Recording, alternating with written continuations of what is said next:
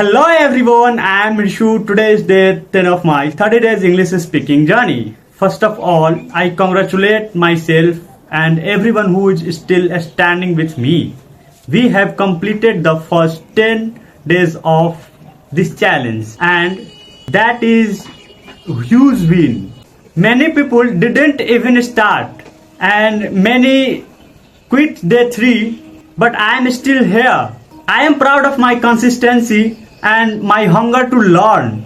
These 10 days have taught me that I am stronger than my excuses. My English is getting better, my confidence is growing, my vision is becoming clear. I am not the same person I was on day 1. There is no turning back now.